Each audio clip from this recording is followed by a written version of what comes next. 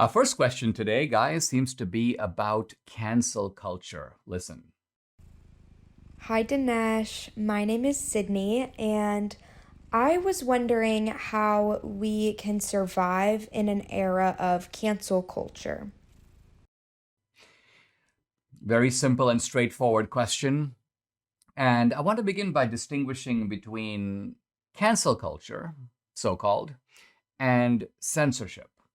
They're not quite the same thing. Now, the left is promoting both. They're promoting cancellation and they're promoting censorship. So, what's the distinction between the two? Well, let's imagine a guy who works at a corporation and the left targets him because, let's say, he went to a Trump rally and they try to get the guy demoted or fired. That would be an example of cancel culture. They're trying to cancel him. And by cancel him, we mean here hurt him, ostracize him, demote him, harm him in some way, punish him for what?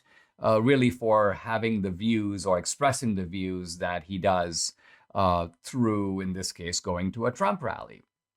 The reason we call this cancel culture and not censorship is they're not directly stopping him from saying what he says. This is not an attempt to silence him directly, but it's an attempt to make him pay a price. And I'm using him generically, obviously him or her, pay a price for their convictions. Cancel culture is really about power. Now, the left says no. They go, cancel culture, Dinesh, is about accountability. People should be held accountable for their beliefs. And I'm not against accountability. If someone takes a position, let's say a controversial position, they should defend it. And if the controversial position has consequences, they should be willing in general to endure the consequences. If you say something outrageous, if I go to a cocktail party and start making outrageous statements, let's say insulting the people there, they're going to get very angry at me. That's the consequence of what I said, and that's accountability. But the left never imposes accountability on itself. The accountability is a one-way street. And so what they call accountability is nothing more than a vindictive form of punishment, of exercising power. And interestingly, they do it. We rarely do it. I've never heard of a conservative saying, I've got a business, and you know what? I try to discover which of my employees are leftists, and then I fire them. I get rid of them. The only example I can think of in this area, it's kind of an amusing example, is Debbie and I know this guy.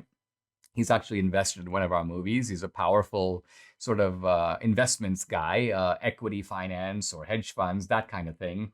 And this is a guy who's a super fan of my movie, 2016 Obama's America. And he loved that movie so much that every year he would do interviews with people who came looking for jobs. And he said at one time he got this Chinese guy who was a brilliant young man and wanted to work at this hedge fund, but he wasn't sure what the guy's politics were. And so he said, hey, listen, I gotta go to the bathroom. But in the meantime, I'm gonna play a video and I want you to watch it. And when I come back, tell me what you think about it. So he actually then puts on my movie, Obama's America, at least a part of it. And he lets the Chinese guy watch it. And then he comes back and he goes, well, what do you think?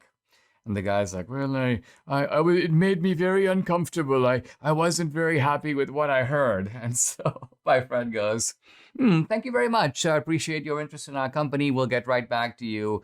And then the guy was not offered a job. So this is actually a little bit of cancel culture practiced by our side. Now, normally I would talk my friend out of it and say, well, listen, it's a hedge fund. So in the old Dinesh, the Dinesh of the 1980s would have said that, it's fine. It doesn't matter. But we are in a different environment. And I feel that in today's environment, we have to teach the other side a lesson because they're not going to learn. If they're able to do it to us and we can't retaliate, they don't feel the pinch of it, then they're going to go, we can do this with impunity. So once they realize that two can play at this game, conservatives run companies too. Conservatives are in a position. And in fact, if they develop the backbone, our side can start teaching their side a lesson. Not because we believe in cancel culture, but because we are using it as a retaliatory tool in order to stop them from doing this kind of nonsense.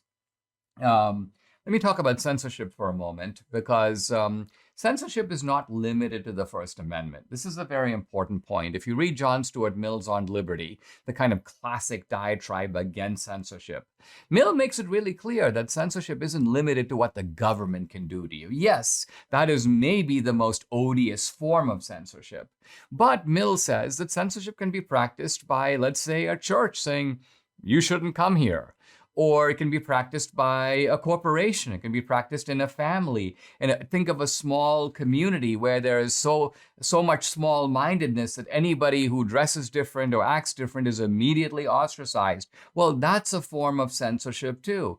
So what Mill is saying is that ultimately our views are part of our individuality. Our views are part of our identity. We hear a lot about identity politics these days, but your genuine identity is your identity as an individual. It's the package of what you look like, how you dress, how you present yourself in public space, what you think, what you believe, what you articulate. That is you. And so censorship, this is Mill's point, is a form of mutilating or suppressing who you are. And it's bad for that reason too. Now, what do we do about it? Number one, the moment we have our hands on the three rungs of government, by which I mean the House, the Senate, and the presidency, we repeal Section 230. Number two, we have ongoing lawsuits. The Trump lawsuit may be the most prominent, but there are many others. Number three, we need to expose and humiliate the censors. And here the classic example is Laura Loomer accosting Jack Dorsey at the Bitcoin conference and basically calling him out and having all the Bitcoin guys, cheer and then jeer at Jack Dorsey. And I think it had an impact. Jack Dorsey was a little shocked to feel that kind of pressure in an audience that he valued. We also need to set up at alternative platforms. Parler, Getter, CloutHub, Gab, Locals. Check me out at Locals. But in all of this, we need to exercise prudence. There are people who say to me, well, Dinesh, why don't you just get off Facebook and get off YouTube and get off Twitter? Well, there's no reason to do that. And also, there's no reason to say things on those platforms that will automatically get you banned. That is not a measure of your courage or your bravery. I remember Bill Mitchell, a prominent Trumpster who was on Twitter, a very, in fact, influential figure on Twitter.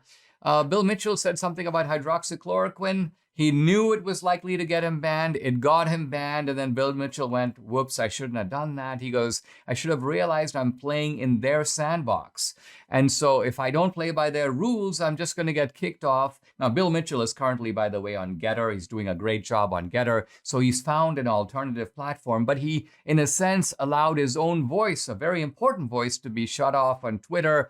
And all for the HCQ hashtag that seemed to him to be harmless at the time, but cost him dearly. So censorship is something that we have to live through.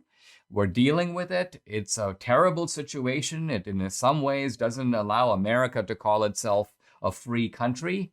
I think we will eventually get out of it, but we get out of it because we are prudent in the way that we deal with it, and we build the alternative platforms that will make this censorship in the end irrelevant.